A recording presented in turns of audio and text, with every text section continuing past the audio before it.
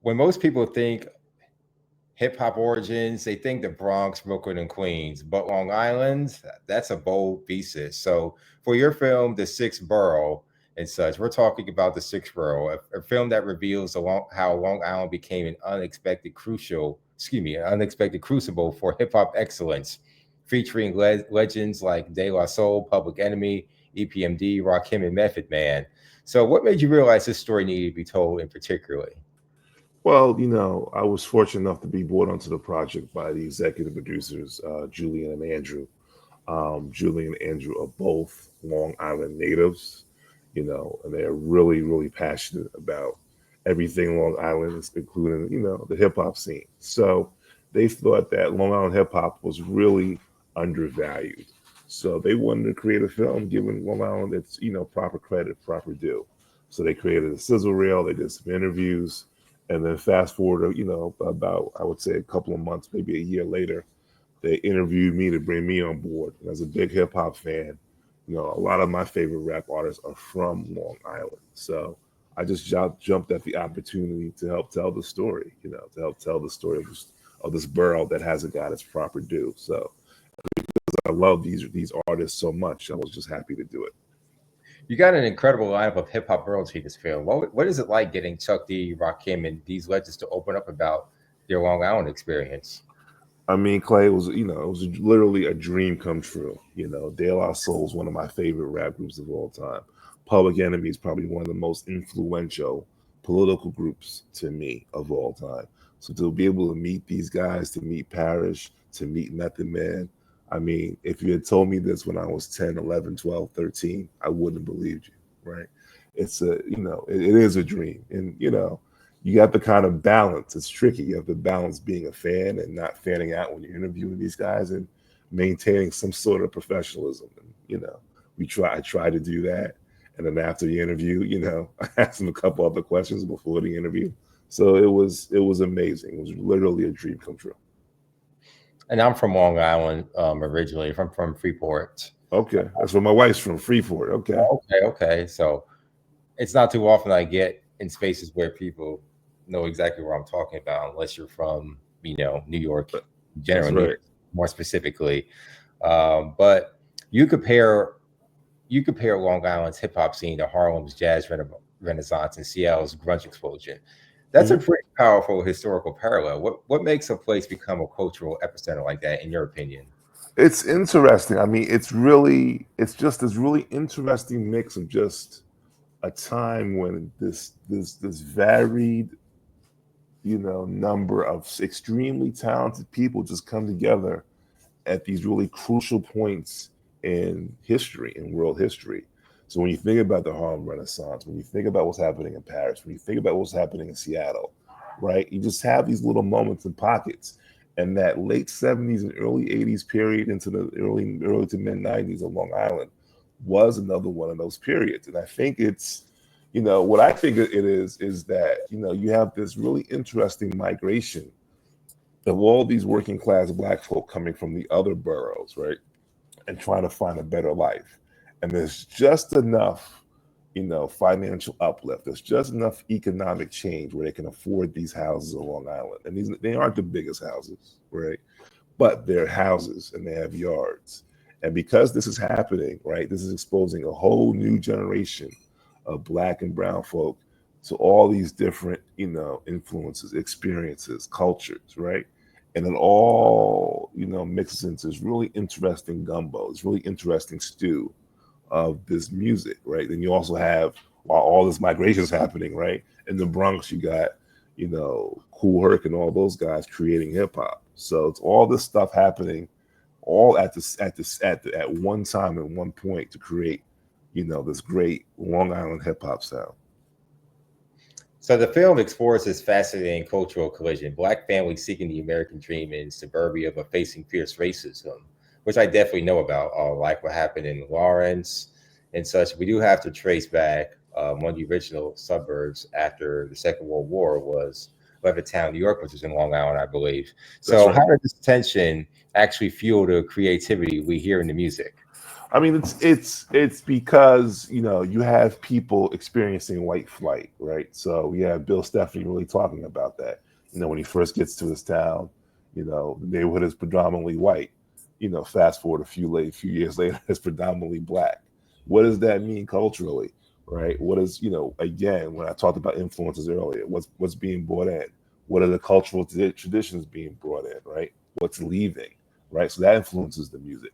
And even though there's white flight, there's still this really interesting intermingling, right, with kids from all different cultures in the schools of Long Island, right? I'm sure you experienced that in Freeport, right?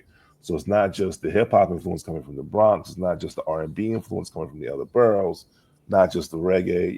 It's now we have a rock influence, right? Now we have a Jewish music influence. Um, they talk about doing the bar,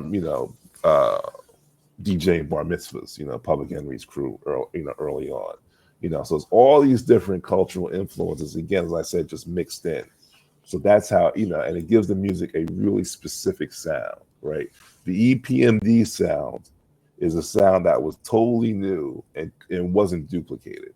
Public Enemy sound was completely new.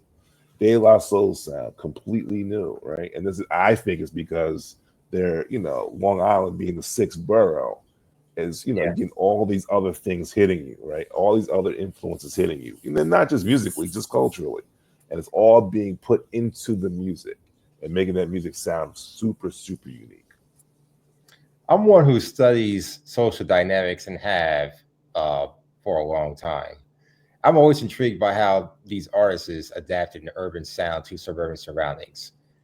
Can you break down what that actually sounded like and how it shifted the genre? If you could just perform a deeper dive into that.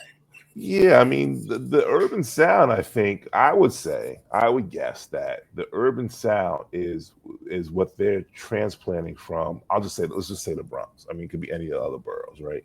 So that's what they're getting from the Bronx, because just because they're migrating to Long Island, right, doesn't mean they don't have family in the other boroughs. I'm from Westchester, but I still have family, probably Yeah, predominantly in the Bronx and Harlem. So you right. always go back to the Bronx and Harlem, right? And there would be that difference, right? You have the suburban life in Westchester, Mount Vernon, and then you go back to the projects in the Bronx and Harlem, and that gives you, to me, I sort of enjoyed it, but sort of did not enjoy it, but it always kept you grounded. That's why my parents did it, right? And that gave you that kind of, if you will, urban feel to who you are, your personality, because you realize this is where I really come from. This is where my people are at. And I think, again, musically, that's where that urban sound sort of comes from, right? This is where I come from, right? This is what the people from where I'm, from where I'm from, this is the music that they're creating. Now let me bring that with me. And then, as we point out in the film, they're bringing that with them through just the early mixtapes from Cold Crush Brothers, Grandmaster Flash, etc.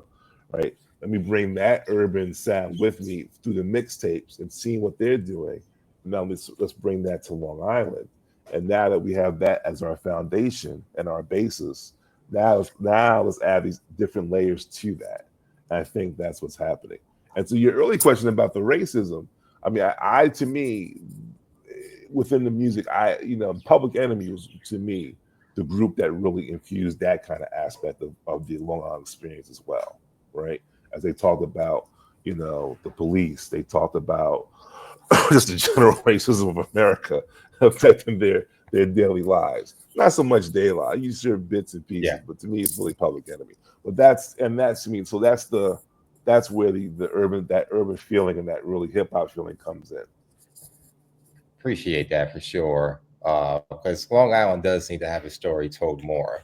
I certainly Definitely. feel. But so for our audiences, many of whom moved from urban areas seeking better opportunities for their families, what do you think the story reveals about the complexities of that American dream pursuit still today in 2025? I mean, it's affordability first. It's redlining. It's housing segregation. I mean, these issues haven't gone away, Clay. I mean, one of the most interesting things I learned while working on this film was that how, I mean, even though people were able to migrate to Long Island, they were still pushed into certain towns, right? And what Chuck D called them were the black belts of Long Island. And he does it better. He can do it really better in the film. He does it really well in the film. But there's certain towns, and he said this line, this town, this town, this town. Freeport being one of those towns where Black people were pushed to, right? And I say that's still happening to this day, right? Where you just build luxury housing and you price people out of different neighborhoods throughout.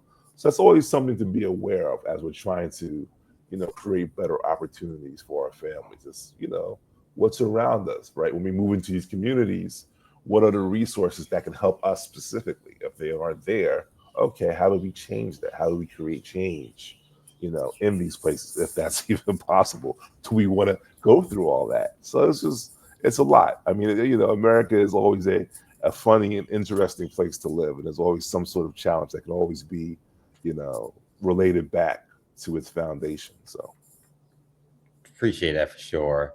So Jason, what do you want people to understand about Long Island's place in hip hop history after they see this film? Just going forward, as far as its place, because we recently celebrated 50 years of hip hop. We heard obviously New York City holds a great place, and LA does, Atlanta does, and everything like that. But we don't hear about Long Island, and I never even thought about it because I always really just extended New York City into Long Island when you're having those grander conversations. So what are you hoping that just going forward about it's easy. Just have another appreciation for the artist. Go back. I would encourage audiences after they see the film, go back and listen to the artist, listen to their catalog, and not just the artist in the film.